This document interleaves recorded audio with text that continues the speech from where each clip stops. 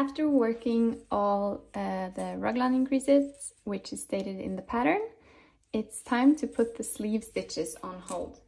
So now I'm going to show you how to do that, because after you're placing your sleeve stitches on hold, you're continuing knitting the body of the sweater.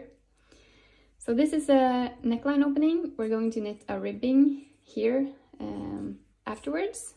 This is the stitches for the front piece between these two raglan markers. This is the back piece right here, the stitches for the left sleeve, and the stitches on the shoulder for the right sleeve.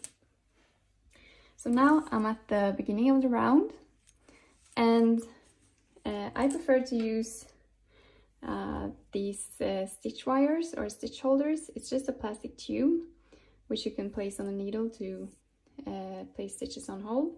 If you don't have this, you can use just some leftover yarn instead, and if you have, you can use this needle. It makes the process kind of easier, but I'm going to show you afterwards how to do it.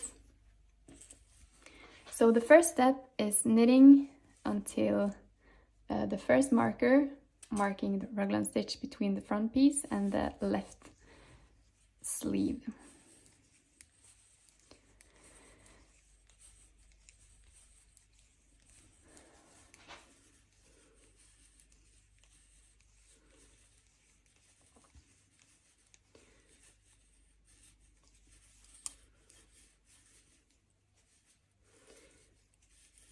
Like so.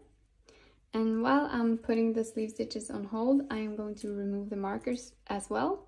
So I'm removing the marker on the right side of the raglan stitch, and the raglan stitches is going to be included in the stitches for the body. So I'm also knitting the raglan stitch like this and removing the next marker. So now I'm at the beginning of the left sleeve. If you have stitch wires, use those, or you can use a strand of yarn, just placing the stitches on hold like this. Or if you don't have a needle, you can just knit with the strand of leftover yarn like this and just pull it through to place the stitches on hold on that strand of yarn like this. I think it's most convenient to use a stitch wire or a stitch holder, so I'm going to do that. Then I cut mine in two because I'm knitting a small sweater, so I'm using a small wire. But if it's longer, that's really not an issue either.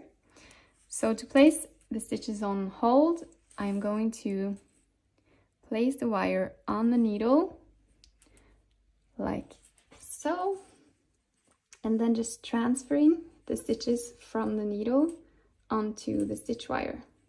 I'm holding the end so the stitches don't fall off, and carefully just transferring the stitches from the needle and onto the wire until I reach my marker marking the next raglan stitch.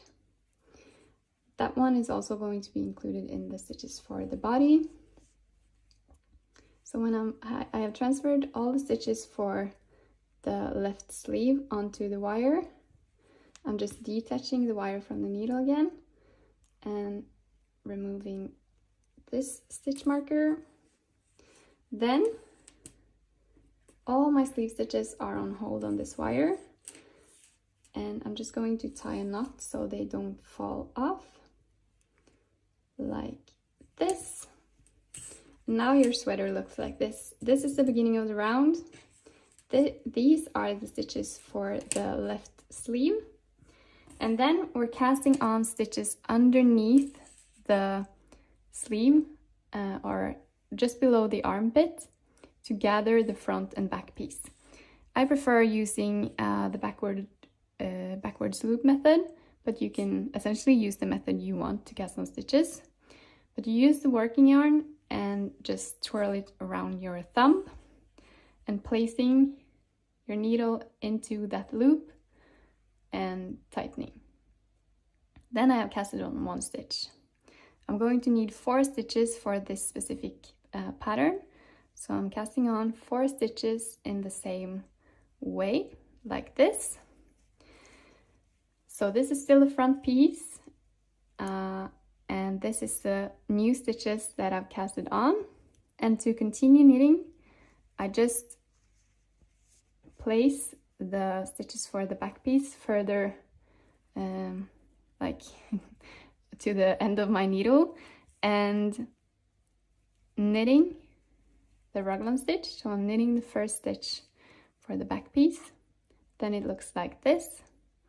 Then I'm removing the next marker as well, and then you can just continue knitting over the back piece until you reach the next raglan stitch and do the same thing there as well. So now your sweater looks like this, and it's actually starting to look like a sweater. So you can now see where the sleeve is going to be, like this. So after knitting the body of the sweater, you're picking up these stitches and picking up a few stitches underneath the sleeve as well, and knitting the sleeve. So it's really a pretty simple procedure, but it's kind of scary the first time you do it.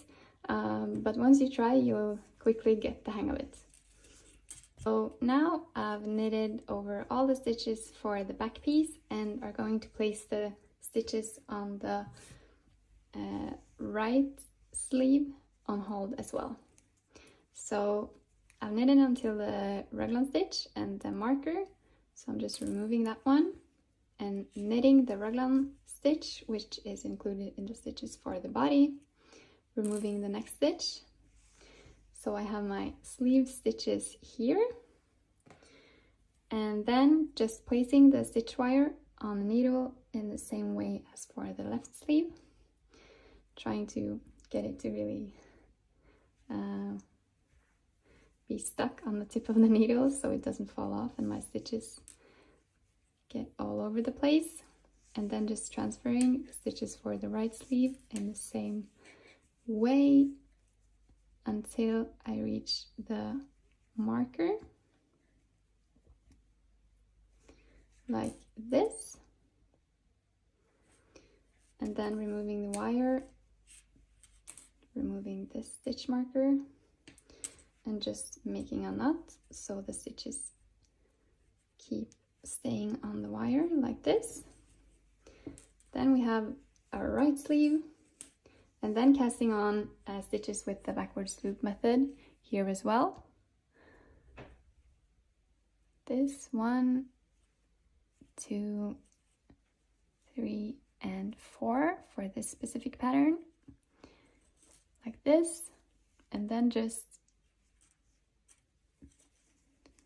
gathering the back piece with the front piece and knitting this raglan stitch. Whoops. And I'm tightening it a bit more as well, removing the next marker, and then continuing to knit over the front piece. So now you can see that we've placed the sleeve stitches on hold. So this is the left sleeve and the right sleeve, and we only have the stitches for the body on the needle, and are going to keep knitting the body in the round until it's done, and then picking up the stitches for the sleeves and of course the neckline ribbing.